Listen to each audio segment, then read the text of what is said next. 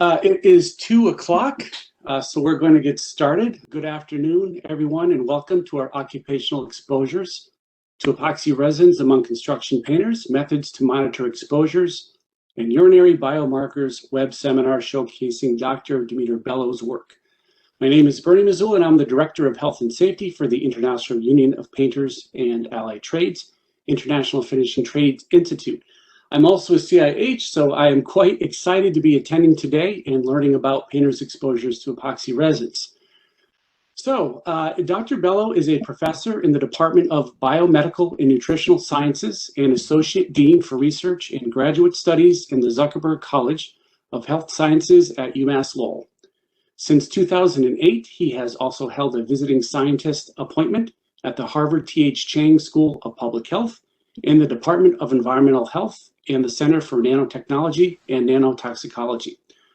For a decade, Dimitar was in the Occupational and Environmental Health faculty in the Work Environment Department, where he taught several fundamental courses in occupational health and safety.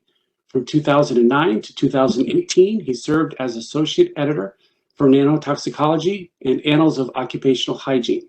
He has published over 100 papers and 5 books on the subjects. Dr. Bello started his research career on the Big Dig construction project in Boston, studying exposures to crystalline silica and noise. His current work is in exploring multi-marker anomics approaches to investigate the impact of complex mixtures and stressors on organ systems. Now for a fun little fact, I went to graduate school with Dr. Bello way back in the day, both when we had a little bit different color hair perhaps and a fewer lines on our face. I also worked on the Big Dig with him. I was out in the field hanging pumps and dosimeters where Dimitar was in the lab processing all the stuff I brought back to him. So I got to know him fairly well back then. I can say that he had quite the passion for his work, even way back then, and how that work would eventually lead to protecting workers on the job. And after discussing with him his latest work, that passion is still there, stronger than ever. So without further delay, I give you Dr. Dimitar Bello. Take it away, sir. Thank you, Bernie. Thank you to all of you who made time out of your difficult and out of your busy schedules to attend the webinar, and to many of you future viewers of a recorded webinar. It is my great privilege to present some of our recent work in this topic. And although I am the privileged one to present the work, I would like to acknowledge upfront the extremely important contributions of Dr. Anila Bello and Yalong, who have done the most difficult part of this work. As Bernie says, the interest to look at epoxy paints and epoxy systems in construction dates back in early 2005, when Susan Woski and I, my former mentor and colleague, were expanding our research from isocyanate system to epoxies. And we looked at the topical problem back then, and we simply couldn't tackle it. It took another decade, and it took Chris at CBWR and a whole team of CBWR talented staff, talented doctoral students, and a more modern lab to be able to tackle it. And so in a way, this work, more so than any other part of the work we've done in the past, reflects some satisfaction on our part that we managed to conquer a challenge that our lab couldn't tackle for quite a while. And so the rest of the presentation will mention briefly why we care about epoxy systems, the needs for sampling, and how we approached and provide a solution to this challenge. We'll report mostly on findings on field observations and measured inhalation and dermal exposures, urinary biomonitoring results, and what it means, and most importantly, where the data take us in terms of developing comprehensive intervention strategies for managing and reducing risks in this sector. Epoxies are notoriously challenging when it comes to inducing allergic contact dermatitis, as well as irritant, but quite a bit of work has been done over the years, mostly in Europe, in the Scandinavian countries, Finland especially, but also in the Netherlands and Germany, where their workers' compensation insurance board has reported frequent cases of allergic contact dermatitis in construction workers working with epoxy resins. And the incidence rates are pretty high, 20% or more in some cases for ACD, and up to 50% of self-reported contact dermatitis. So although epoxies are known for allergic reactions, other effects that are much less studied but nonetheless reported in the literature include occupational asthma, acute decline in lung function, hypersensitivity, pneumonitis-like reactions, which are allergic reactions of the deep airways, also known as epoxy resin lung. One report of increased plasma follicle stimulating hormone in workers occupationally exposed to epoxy systems, which brings into sort of play another whole set of potential health effects related to endocrine disruption, and limited, rather limited studies in cell culture and animals that indicate additional endocrine disruption effects and dyslipidemia or interference with lipid metabolism. One recent paper in 2019 went as far as to say that the evidence, although limited, suggests that we should monitor human exposure to BAG, which is the main monomer of epoxies, and its byproducts at least as intensely as BPA. And we know BPA is a very potent endocrine disruptor, and that has occupied much of our times. Another potential concern that we personally have become more aware of relatively recently is cancers in this cohort of industrial painters. The whole sort of job title of industrial painters is classified by IARC as a human carcinogen, originally classified in 1989, reconfirmed in 2010, and again in 2021, and over these many years, evidence on cancers among industrial painters has become stronger. In the past, related largely to mesothelioma, which, as I understand it, comes from the use of asbestos as a filler. Some studies indicate a link with childhood leukemia from mothers working in construction. And however, it is broadly recognized that exposures to epoxy-based systems are rather complex, and the exact chemical or chemicals that are causing cancer are not known.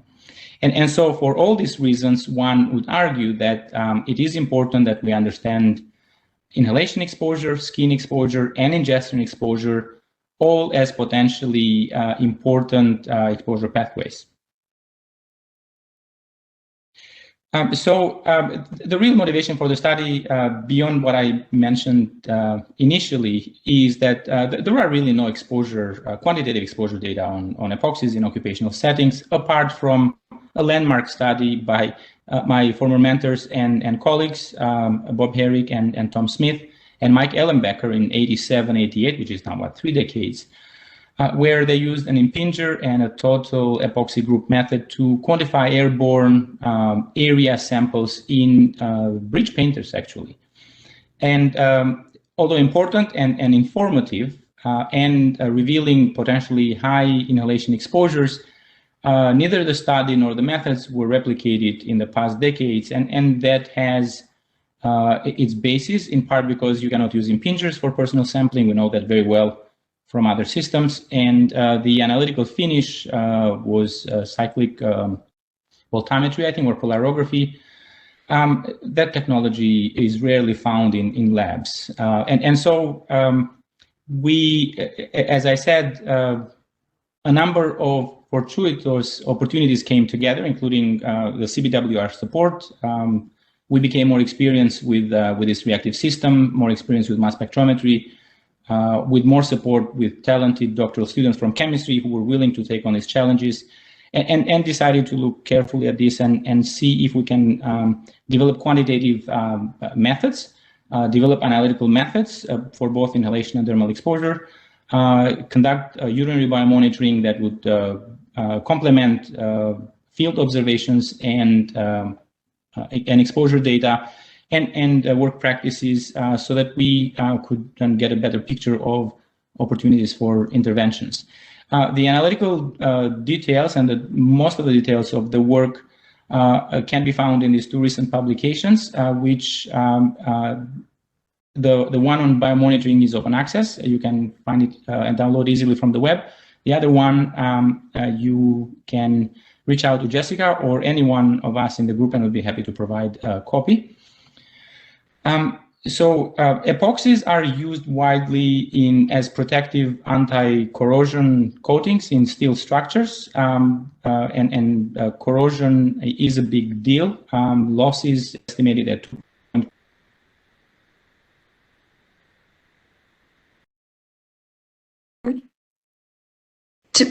Demeter, I think we just lost you. You know, in the order of billions to close to $1 trillion. The new infrastructure bill that is being discussed in Congress includes spending for close to 115 billions for roads and bridges, and a good chunk of that, it is our assumption that will go towards coating on these structures.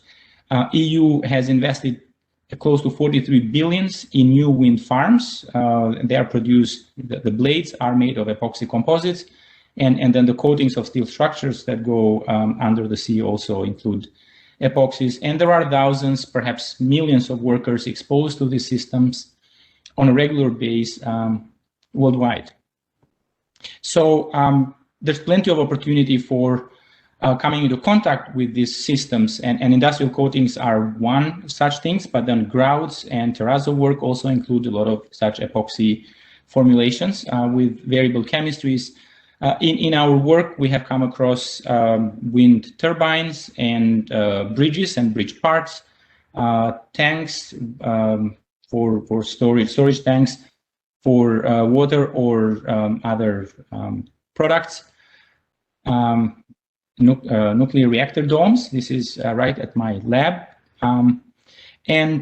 So what we've learned from investigating some of those systems is that coatings in steel structures represent 4 distinct sequential tasks or processes that have to meet highly regulated specifications. The process starts with surface cleaning and sandblasting in enclosures, tarp enclosures, followed immediately by the application of an epoxy-based primer, which is rich in anti-corrosion elements like zinc and iron, and a polyamide formulation. Then when that is dried, it's followed with a mid coat, which also is an epoxy-based system. Finally, there's a top coat of transparent aliphatic-based isocyanate coating that is used. In this picture, you could see all three different colors. This is the primer, the brownish one. It comes from zinc and iron oxides, and the other 2 are sort of mid coats. It is important in the context of epoxy formulations and reactive systems to realize that these are 2-component reactive systems, 2 or more actually. One component is the epoxy, part A. The other one is it's a part B and sometimes a third part. And part B varies by application and as well as the formulation, and varies also by manufacturer. But it contains classes of amine hardeners, solvents, fillers, including several nanofillers such as zinc, titanium, iron oxides, quartz, including nano-sized quartz sometimes, and a variety of other additives, has catalysts, cross-linkers, and moth repellents, and a few other additives that are proprietary. In our experience, they have been applied almost exclusively with a roller and a brush for hard-to-reach areas or for first layers, or only with a roller and a brush when spray painting creates environmental liabilities, such as overspray aerosol covering cars in a parking lot or buildings. But for the most part, the finish is with a spray painter. So you have roller brushing and spraying, and mixing is very common in these applications. Another piece of information that we will need later on is that so most of the epoxies in our in these industrial coatings are based on what is called BADG, Bisphenol A Diglycidyl Ether. So the structure one here, and then the dimers and the trimer are shown here schematically. There are some other epoxies that are based on another variant called BFDGE, and you can see here it doesn't have these two methyl groups, but very similar otherwise. So we found only epoxies related to BADG, and so you will hear me mentioning BADG multiple times. In order to provide some context for interpretation of analytical results and the sampling and future selection of sampling methods, it is important to emphasize briefly some important considerations in sampling for reactive systems that we have learned over decades dealing with, especially isocyanates, reactive isocyanate systems. These are complex mixtures, two or more components mixed in the field, and depending on a variety of formulation parameters and environmental conditions such as temperature, relative humidity, wind, pot life, etc., that chemical reaction could proceed at different rates. And as between the moment of sample of mixing and sample collection, which could be minutes to hours later, there are ongoing chemical reactions, and those chemical reactions are translated to losses of these functional groups, formation of these intermediate species, and at some point, many hours later, there will be no more epoxy or isocyanate groups to be found there because they are all reacting and integrated. And so each time we sample for these systems, we have to be mindful that losses should be expected as a default. We will always have losses, and the whole intention is to minimize those losses. It is also necessary that we understand that a single exposure metric is inadequate because whenever you measure the monomer or a dimer at a certain time point, you know that at a time point later or earlier that concentration will vary. And so it is broadly acknowledged in the scientific community studying these issues that a dual metric approach is highly desirable. One is that it gives you detailed information about the species, including new species that are formed, and the other one, a gross measure of the total reactive group, whether that's epoxy or isocyanates. And so, we went into this work with this understanding that we have to measure both the individual species and the total epoxide group, and the discrepancy between the two provides valuable information regarding these losses.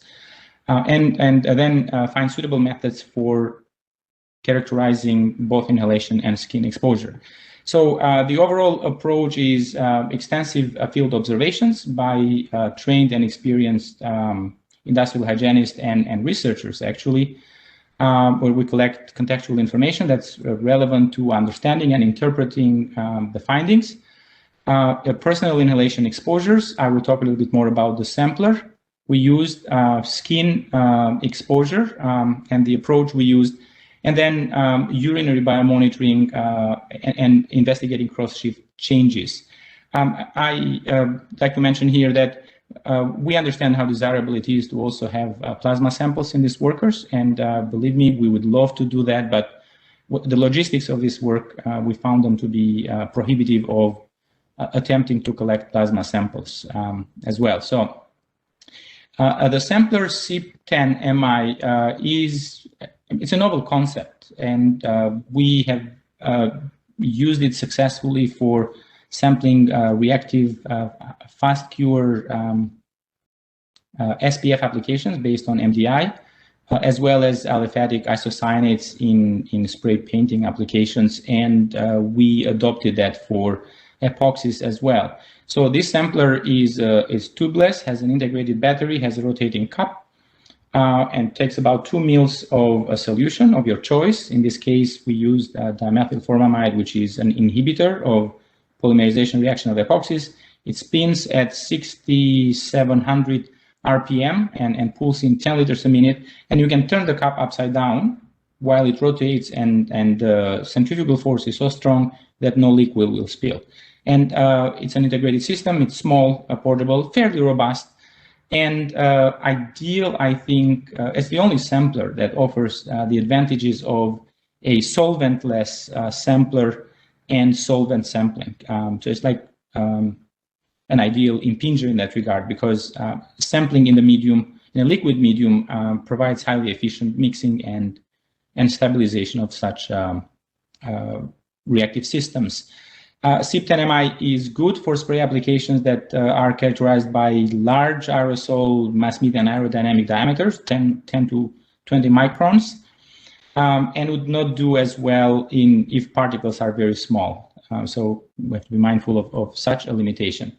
For dermal exposure assessment, we went with the highest likelihood for exposure, which is in the hands, and we have confirmed that in multiple observations.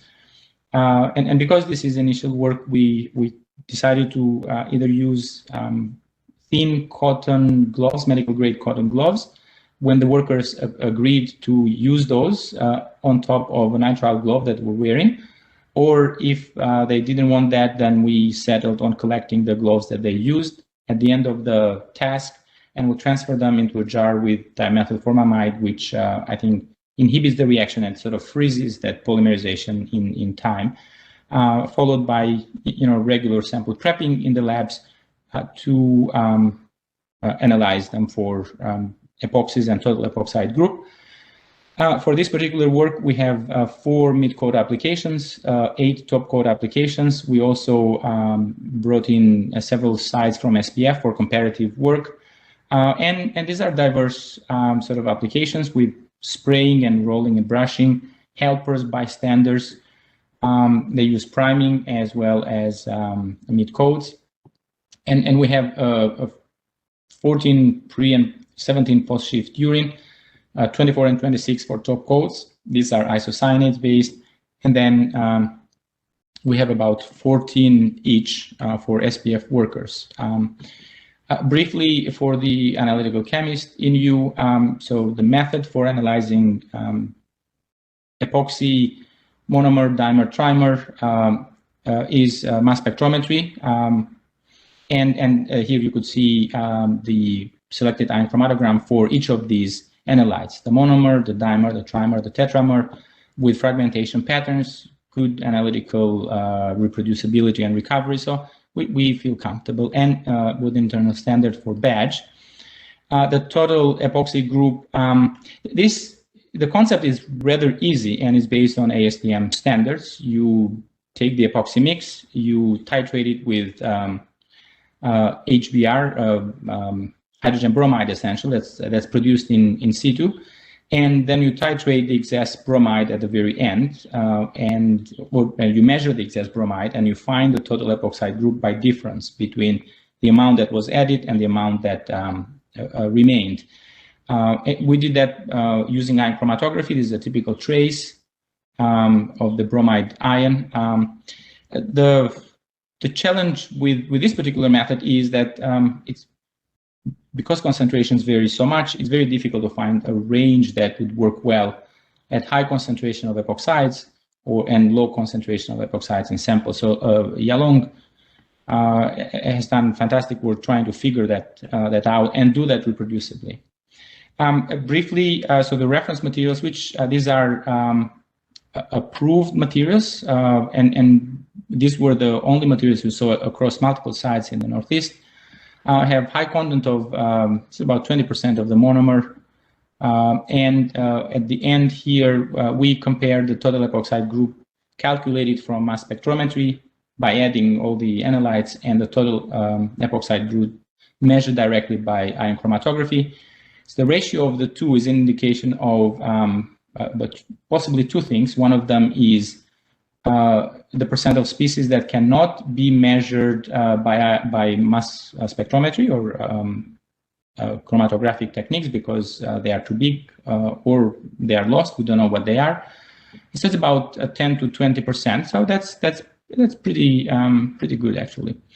The results of inhalation exposure. So we have a geometric mean of about 0.8 milligrams per cubic meter of air, GSD of 3.2 of badge, an order of magnitude, perhaps 20-30 times less the dimer and less trimer. The range reaches 3.8 milligrams per cubic meter of air. But these are relatively high concentrations. The airborne concentrations are comparable to what Bob Herrick reported in 1988. When we were reviewing the literature and comparing, we were impressed by how comparable the means were. To think that they are done with totally two different methods and 30 years apart. It also speaks to how little has changed in this regard, in this particular sector. At least that's one possible interpretation.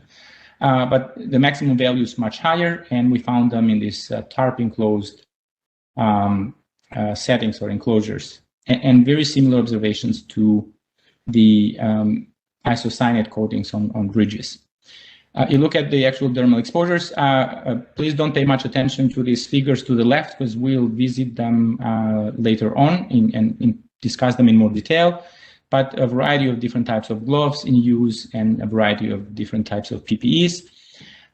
If you look at the concentration of badge in these gloves, and the unit here is in milligrams per pair, we are somewhere around 550 milligrams of badge per pair. Some of these gloves are serving like sponges, collecting so much and holding to so much paint.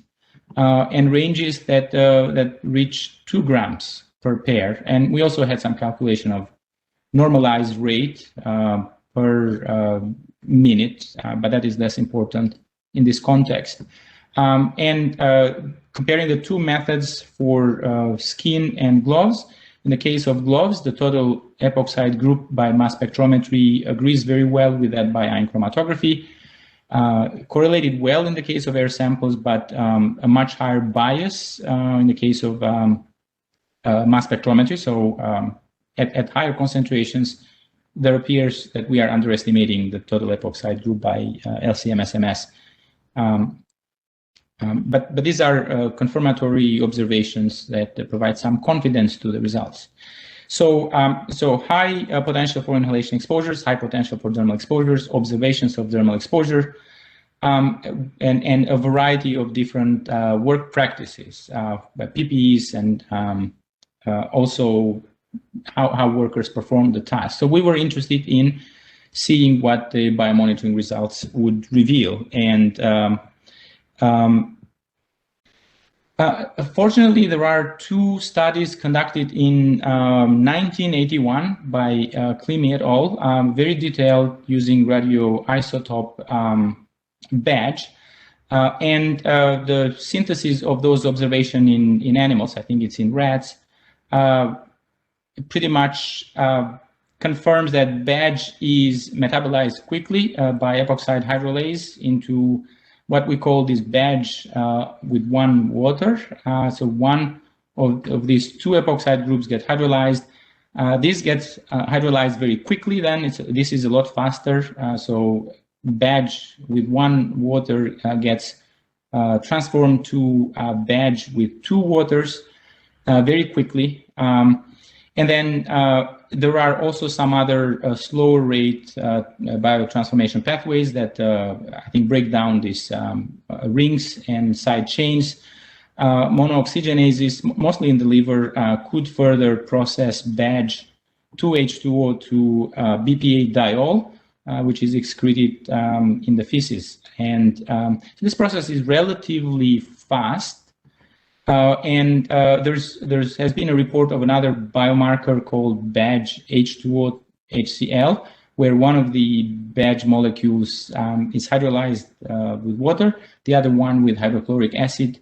We hypothesize that it may be a direct hydrolysis in the stomach if it's ingested, or through some other unknown pathway, a derivation from badge with 1 water. So based on this, we decided to measure free badge with 1 water, badge with 2 water molecules, and badge H2O HCl. The last note here is that what is excreted in urine is largely conjugated forms of these markers with glucuronides and to a lesser extent with sulfates, and smaller amounts, perhaps 1 in 9 or 10 as free. And so what we measured was the total, the summation of each of these species, which is the free plus the conjugated. And then if you sum up those 4 species, you get a total amount of badge that was taken up, ingested, or inhaled. Also important for biomonitoring purposes is to understand the biokinetics of badge, so how fast it gets taken up and circulating and cleared in the body. And in the case of, there are direct data for ingestion and skin, there are no data on inhalation. So ingestion data indicate rapid uptake by the GI tract, as well as fast elimination. So 1 dose is fully eliminated in 72 hours, more or less, mostly via feces if it is ingested. So the ingestion pathway, I think, is best monitored by measuring these markers in the feces. But about 10–11% of that ingested dose shows up in urine. Skin exposure is characterized by very slow absorption through at least the mouse skin, with 90% of the dose administered staying at the skin site for 24 hours or more, and 40% of that dose is still in the skin a week later. And so if you think of these people exposed to epoxides, milligrams of them on the skin is serving as a reservoir loaded with badge, and 1 contact episode through the skin could continue to feed the bloodstream for a week and perhaps longer. The presumption from inhalation exposures is that, as with all other chemicals, more or less, there's a quick uptake and followed by similar quick clearance. So methods, mass spectrometry, again, you could see traces of each of these analytes here with internal standards, confirmation and fragmentation patterns. So we feel comfortable that we have a reasonably sensitive and good analytical method. So let's look at biomarker data. Again, now we have 4 different biomarkers that we are reporting on. Let me move this one down here. So for the free badge, badge with 2 waters, H2O HCl, and there's another one, badge with 1 water. We found that only in a few samples, less than 10%, so we have omitted that one. And let's start first with the group of mid-coat applicators who were using epoxies at the day of sampling. If you look across all of these 4 markers, badge with 2 water molecules is the predominant one, is at least almost 10 times higher in concentration than the next most common one, which is HCl H2O. So let's focus on this. The pre-shift values have a GM of 0.5 nanogram per mil, normalized to specific gravity. The post-shift is about 3 times higher. It's a clear increase, 3 times higher. If you look at the range, the maximum value here is close to 19 nanogram per mil, and quite high. We don't see any significant cross-shift changes in badge HCl H2O for this group. 0.17 pre, 0.17 post, and no, all samples essentially are quantifiable. If you look at the changes in this biomarker across the 3 distinct groups, so the mid-coat epoxies are people who are using epoxies in the day of sampling. The top-coat applicators are the guys who have used or may have contacted epoxies as helpers or bystanders somewhere between 1 day to a week, roughly, before the day of sampling. But we collected their urine samples as well.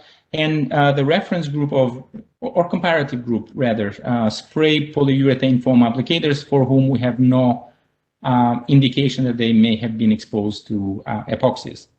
And again, it's pre-shift, post-shift, and some remarks to the right column that indicates major observations. So we said for mid-coat applicators, we have a threefold increase in badge, the main biomarker.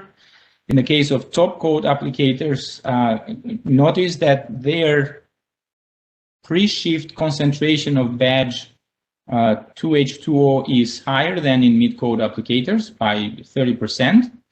It also goes up during the application, during the day, not application process, by about 30% or so.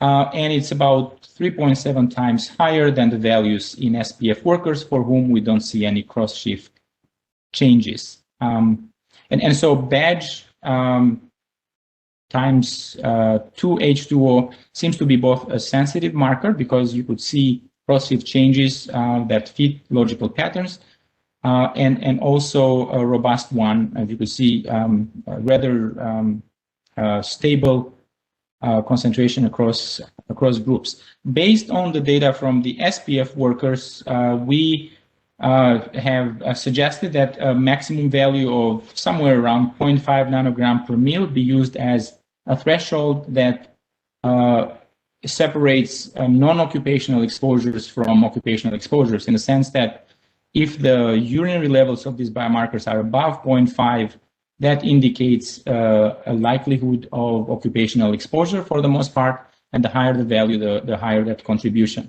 Now let's look briefly at the other interesting biomarker for which we could gain some insights as to what is happening with different exposure pathways. In the case of mid-coat applicators, we said there's no change, cross-shift, concentration is 0.2. And the top-coat applicators goes up by 1.4. And we have some people who have relatively high values, 5.2. And no changes in the case of SPF. So our interpretation of this biomarker is that it clearly is not reflecting occupational exposures, short-term at least, immediate occupational exposures to epoxides.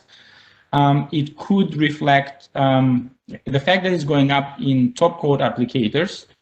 It's either reflecting past exposures and interspecies conversion through involving either the ingestion pathway or interspecies conversion that involves possibly biotransformation of chlorinated solvents, which are very common in these formulations.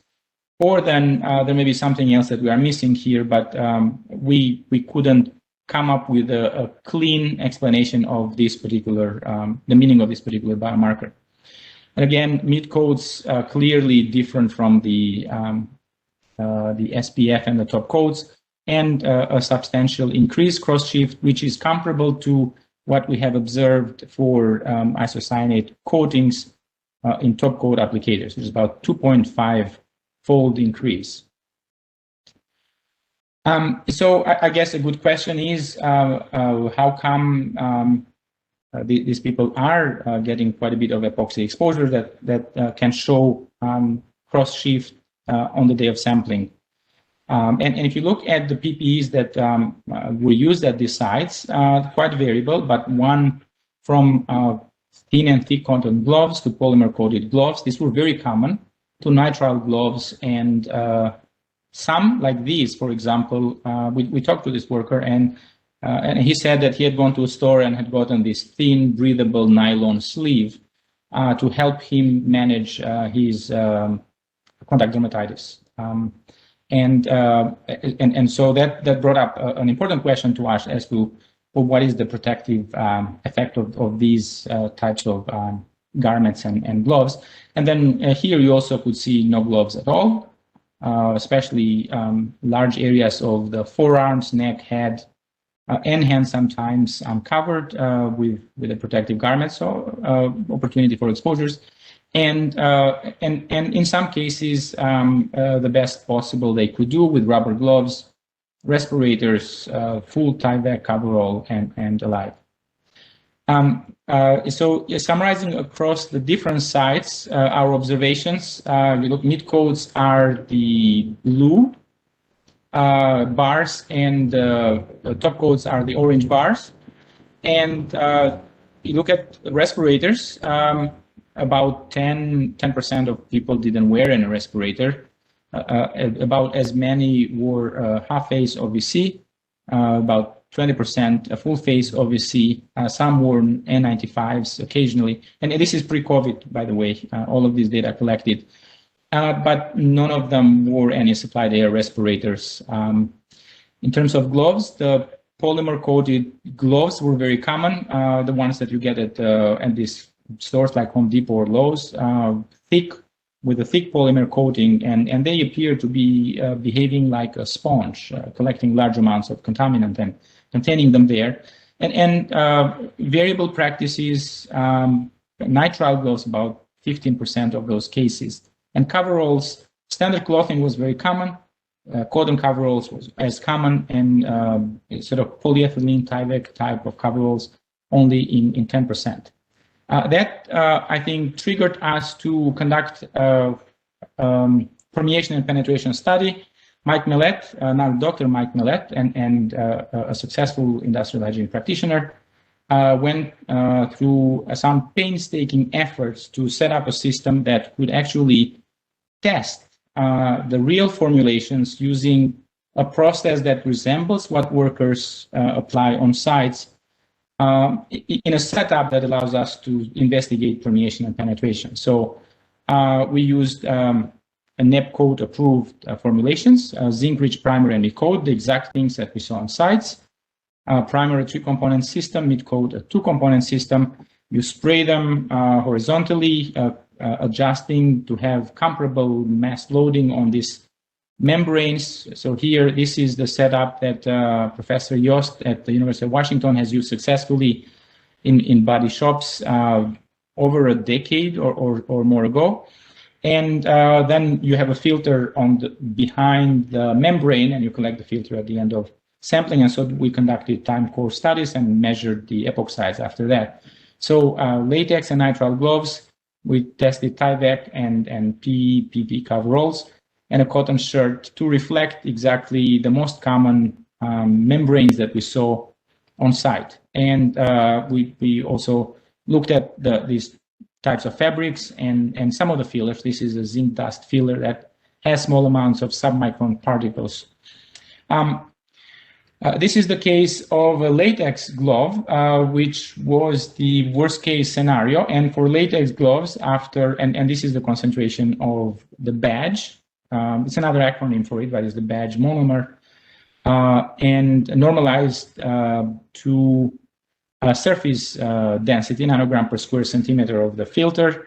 You see that initially there's some time you don't see anything, and then you see a linear increase in the breakthrough, and then between 60 minutes and the next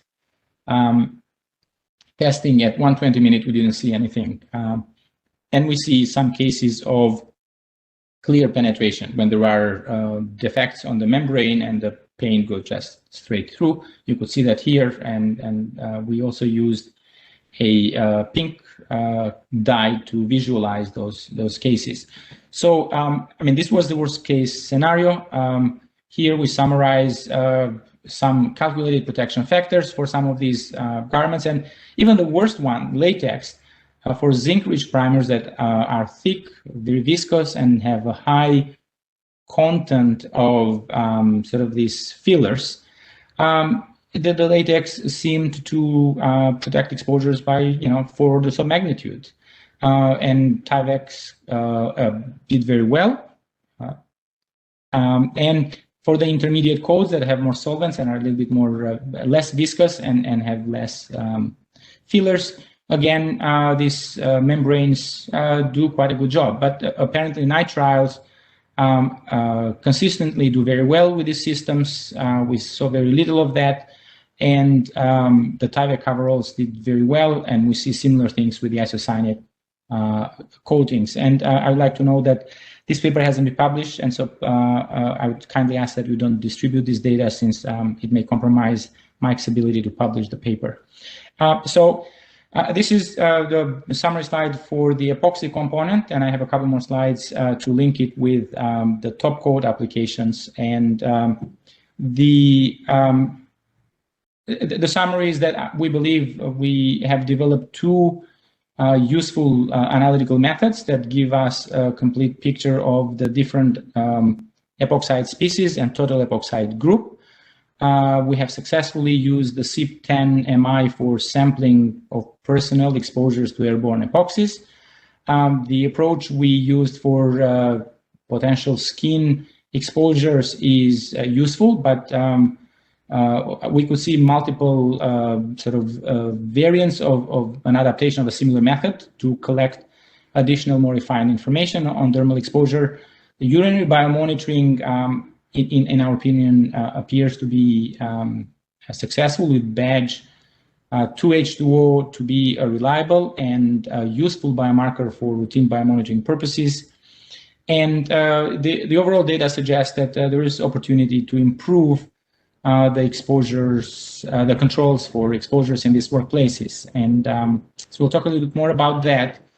However, I would like to mention that we recognize this as a first study with ambitious goals and multiple developmental fronts in methods and approaches. The sample size is rather small, and it is appropriate to test this method and expand them to larger sizes, and also to epoxy systems that are a lot more reactive and faster cure.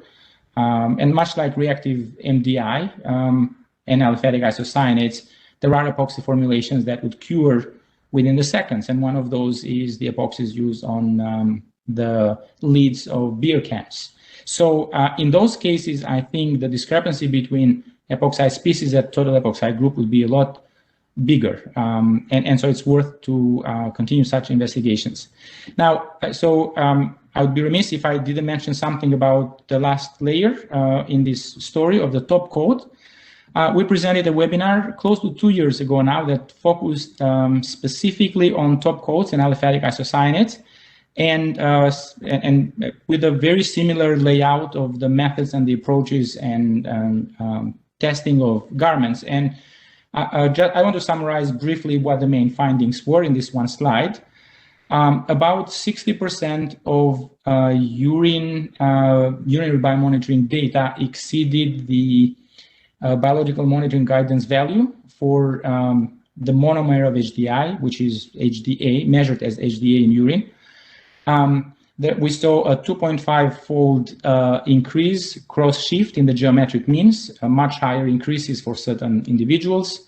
About 20 to 35% of air samples for isocyanates exceeded either an OEL or an REL, depending on how you do the comparisons. And similar observations related to high potential for skin exposure, milligrams of isocyanates on these gloves, and opportunities for intervention. So I guess the bigger question in the minds of everyone is, where do we go from here, right? How many more data do we need before we can make recommendations, and what types of data do we need? But I think the big picture is that there are tremendous opportunities for interventions here, and I could go on for an hour to discuss more specific options, but I know that many of you in the field are far better than us at translating this science, and will have better ideas what to do. But three important points here.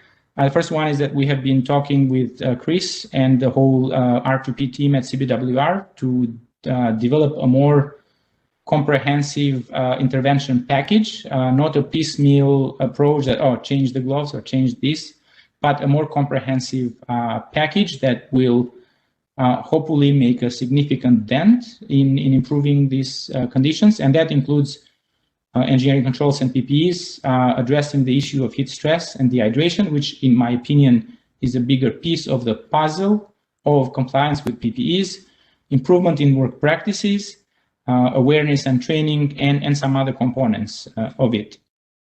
Second piece relates to our ongoing grant, again funded by NIOSH through CBWR.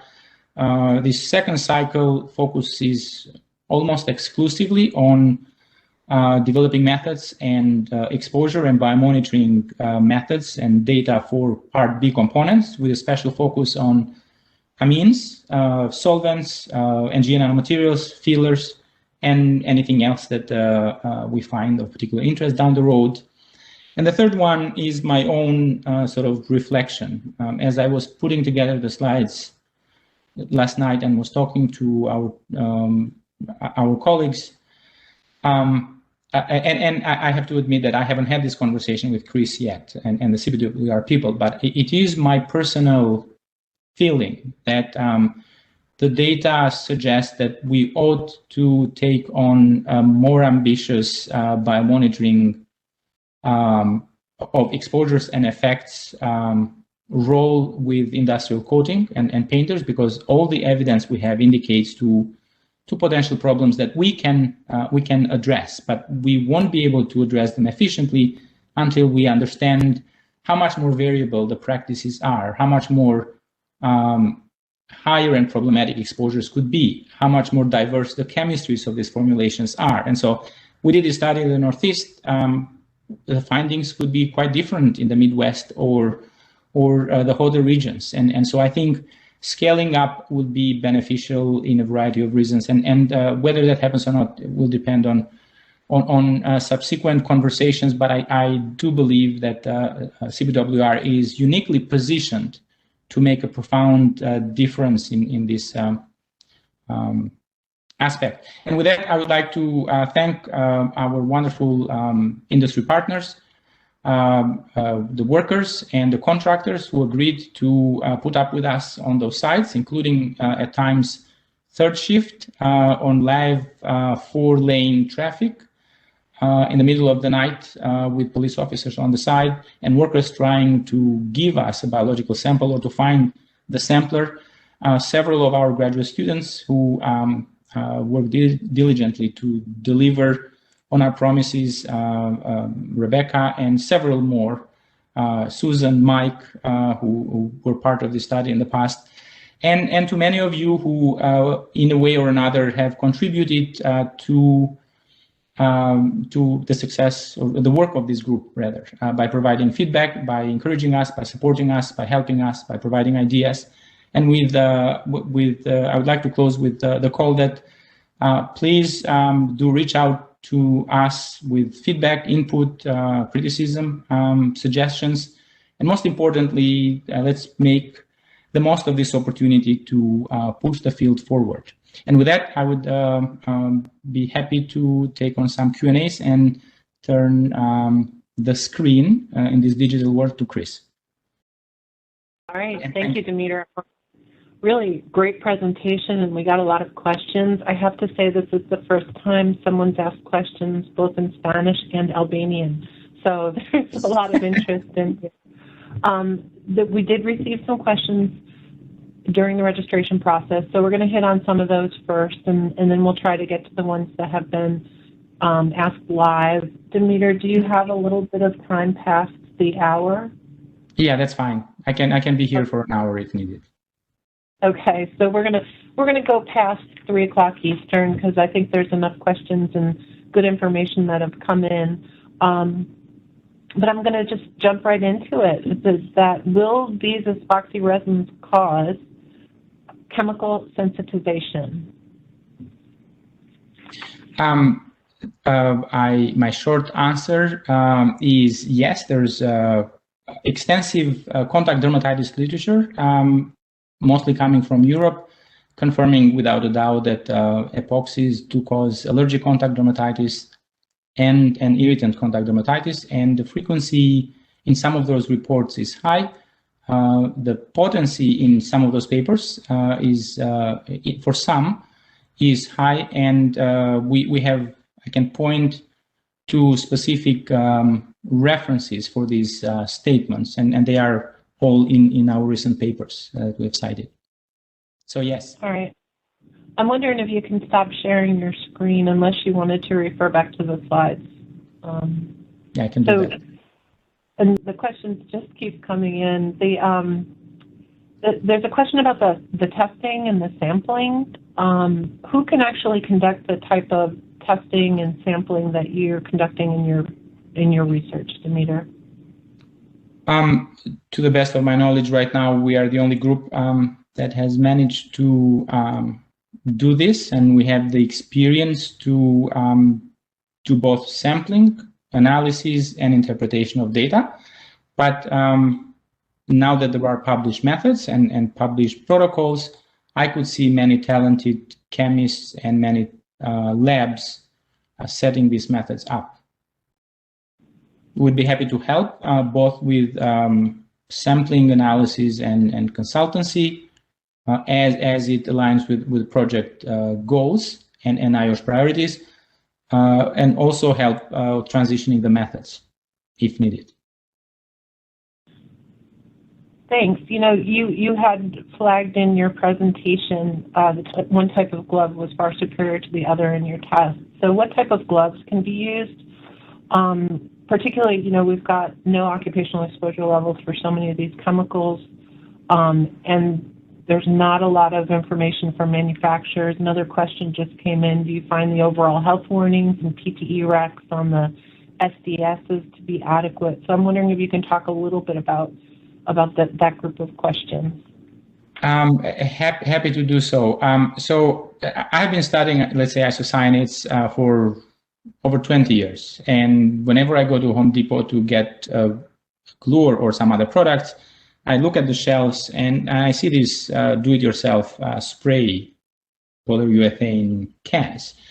And I have tried my hardest to find out whether they contain isocyanates.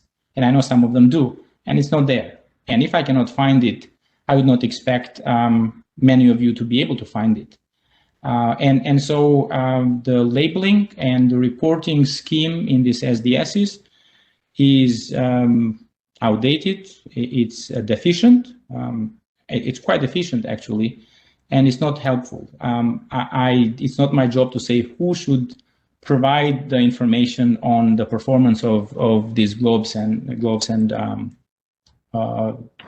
coveralls, but the data, when they exist, because most of the time they don't, but when they exist, they are not relevant to these applications. If you have some permeation testing results on a cell that follows an ASTM standard with a pure chemical, like epoxy, that may or may not replicate in an actual environment where you have these complex mixtures. And so, and we have provided evidence of that in some of the earlier papers. So we feel strongly that if you really want to understand how these garments perform, you have to conduct testings along the lines of what Professor Yost did and what we did with isocyanates and more recently with epoxies, which is you stimulate the actual application condition with the actual formulations under sort of the realistic settings and get penetration and permeation data that are relevant, that they reproduce what workers are using in the field, how they're using them in the field, and what they are using in the field. And so based on those tests, limited tests that we've done, what we see, well, so the first thing is if you are going to use epoxies with no gloves and bare hands, bad idea. And there's no point continuing to discuss that. The second level up is any type of garment, any type, including, you know, a handkerchief or thin cotton gloves would be better than nothing at all, because even they, in the case of epoxies, do provide quite a bit of protection. They are not sufficient, but they provide quite a bit of protection. Nitrile gloves consistently have performed very well for isocyanates in coatings, SPF, and now for epoxies. And when we think nitrile seems to be a very good glove, we see thin nitrile gloves used commonly in the field and the labs. They tear very easily, so if you are going to use a nitrile glove, you should use a thicker one, is our recommendation. But we recognize the issue with nitrile gloves in hot environments, in construction settings, and that the first one is excessive sweating. And the second issue is, and I know many of you use them and know these to be problems, is lack of dexterity and grip. And so if manufacturers want to address a niche that would make a difference, I think perhaps taking the concept of a thin cotton glove with polymer coating and have a thin nitrile coating on them could address the issue of dexterity and protection, and that could really be helpful. In terms of these are applied in hot environments, and it's very challenging to gear up in coveralls and supply the respirator or a full face respirator, and I understand that. And when it's 113 inside those chambers, it's like a gas chamber. It's very difficult. But you may be better off with just a thin T-shirt and a coverall and gloves, and that will provide considerable protection in our observations and opinions. So many little things that don't cost any money could make a difference here. In terms of practices, if I may go another minute, Chris, or I can stop here. No, because it does beg to a question that was asked about providing reasonable practices for painters. Because if you're a painter and you're applying these paints, you can't say, we're going to substitute this paint. So I think going on a little bit more about personal protective equipment is appropriate. Yeah, well, substitution is a long term. We are looking at formulations as part of this new grant and trying to scout out promising technologies that are in the market or approaching the market. But given how regulated technically this set of applications is, it will be a long time before you get a substitute. So I think improving work practices and PPEs is important. And I sympathize with the concern that in this very hot environment and enclosures, it is very difficult to wear supply their respirators.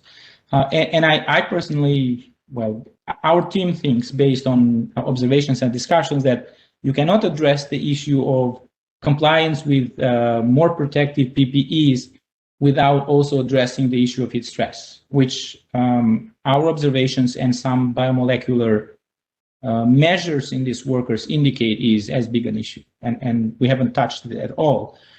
So that's why I refrain from providing a laundry list of the things that can be done, because I think the recommendations have to be as a package, that when we say, yes, wearing a purified powered air respirator, which is portable and not heavy and could provide some cooling, may be a good option, but we also have to recommend adequate hydration and a break schedule that enables them to recover from that heat environment. And that requires a little bit more discussion. But we have seen things that it's easy to say that's not a good idea, and things that we now know to be a better idea. And so those thick cotton gloves with polymer coating type of gloves, in 2008, CBWR put a bulletin, for lack of a better term, saying, based on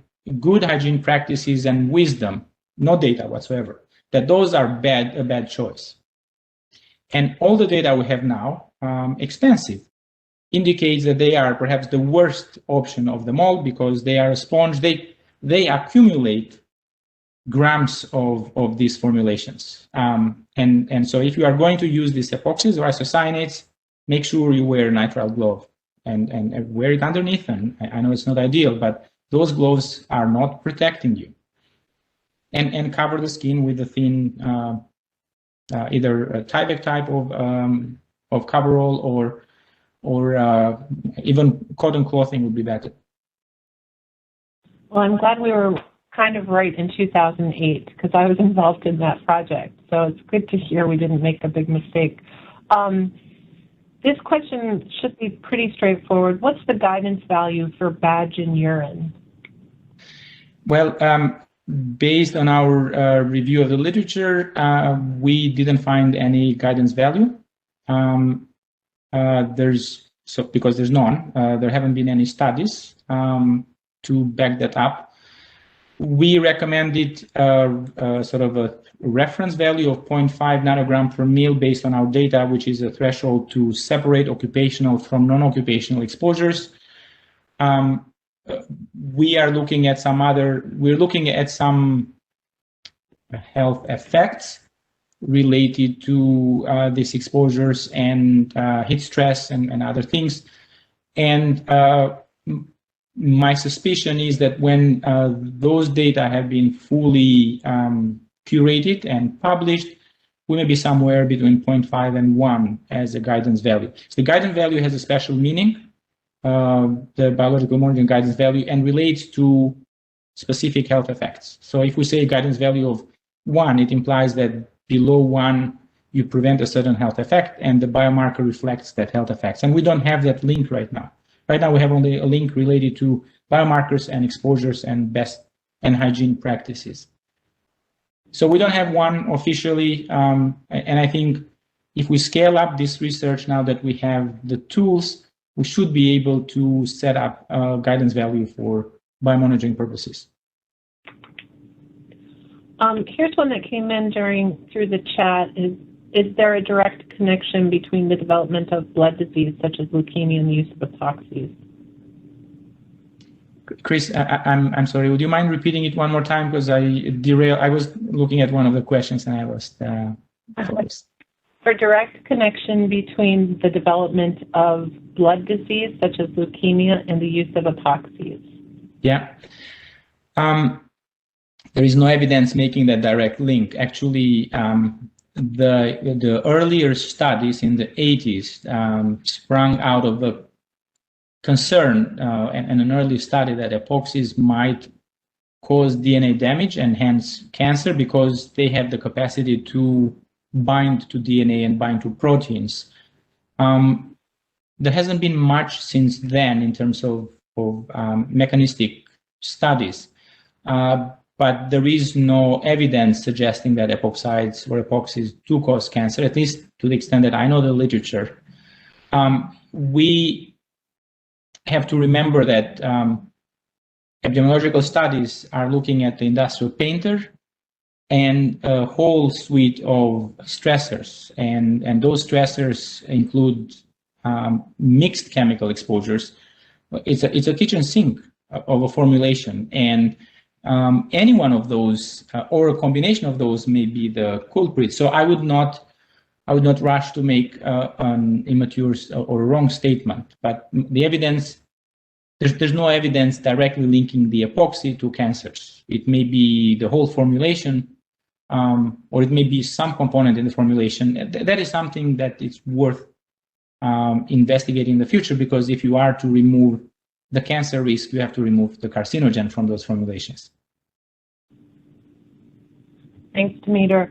One question I'm going to answer for you, just in the considering the time, and the question was, is there any information on the chemical products that glazers use as members of the IUPAT? And these are not. The study that you're doing is not related to that, but of course we want to look into it where possible.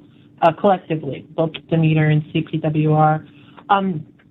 One came in through the Q&A. Is how is the urine of the workers collected? It's spot urine collection. We ask the workers to fill an sign an informed consent to explain the study. We ask them to give us a urine sample on the spot before they start the work shift. We take the urine sample and we collect it in medical grade containers, seal it properly, and we drop it in dry ice, which is frozen carbon dioxide. Temperature is minus 170 or 120, something like that. The urine freezes completely and we keep it in dry ice until we bring it to the lab. And then the second urine sample is collected at the very end of the shift or the task, depending on which one the worker will give us. Sometimes the shift and the task are the same. At other times, they will say, I finished painting and now I will be going to another site an hour away. So I may have to collect the urine sample shortly after the task has been completed. And so the duration between the interval between the two urine samples varied from as little as 2 hours to as much as several hours, like 4 or 5 hours. And so to see such huge changes within that time frame it makes the findings more remarkable, I think, because if we extend the sampling interval and we sample the next day, we will see more higher concentrations, possibly. Okay, thank you. I'm going to ask you one more question, and then I've got a couple comments that came in I wanted to share that probably are worth following up on. What about the potential ototoxic effects of exposures to these chemicals? This is a very good question, and several of our colleagues at NIOSH have rightfully posed this question a few years back. I do know a little bit of the literature on this. There are a number of solvents used in these formulations known to be ototoxic. And in addition to that, you also have enclosures and you have very noisy environments. I have an app, actually I have 3 apps on my cell phone, and each time we go on the site, I measure noise levels. And during abrasive blasting, no explanation there, but the levels are very high. But during painting, because of all the other construction activities happening nearby, noise levels in the 90s are not uncommon. And so if you have physical noise and what we presume at the moment, potentially high solvent exposures as well that goes with these other measures, then ototoxicity ought to be a concern. But we have absolutely no data. But I think all the indicators are that deserves a closer look. What has become our bigger concern at the moment with this group of workers is, and I mentioned this to you, Chris, kidney toxicity, because of the fact that these are hot environments, there's excessive sweating and dehydration, which leads to concentration of urine and its concentration of toxicants in urine. And excessive dehydration and overheating also changes blood circulation, reduces the flow to the kidneys, because most of the circulation goes in the upper torso to keep the head and the chest cavity cooler, which then also reduces the removal rate of contaminants from the kidneys. And the third factor is that in such very stressful mixed chemical exposure environments, the body antioxidant load goes down. And so it's a multifactorial situation that the data that we had to generate as part of normalization procedures shows that 70 to 80% of all urine samples have abnormally high creatinine levels, which is indication of extremely concentrated urine. But then some other exploratory work we've done, actually more than exploratory, shows clearly evidence of kidney toxicity. And we don't have any other data, so I would not speculate, but suffices to say that in my 20 or so years that I've studied multiple occupational cohorts, no cohort has impressed me more with the challenges of chemical exposures and hostile environments than industrial painters. I think that's a really good thing to land on at the end. One commenter, well, first I was going to ask if Jessica or Tyler can flag some of the ototoxicity studies that NIOSH has done between associating solvents with hearing loss and for the follow-up email.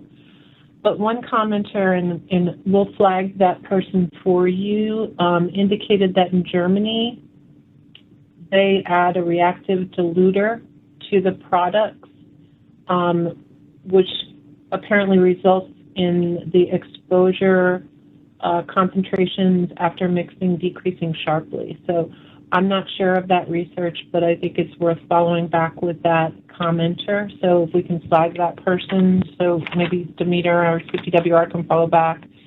And one other comment I got directly was from a global construction contractor representative who is really interested in assisting with further studies. So maybe we could take them up on that idea that you've had on an industry-wide biomonitoring study, perhaps in conjunction with the IUPAT, and figure out some way to at least identify how that could happen at this stage. And with that, I want to thank everyone who has continued to participate and be online for this great webinar. And thank you, Demeter and Annie and your whole team out there. Thanks a lot, Bernie, for opening us up and helping host this webinar.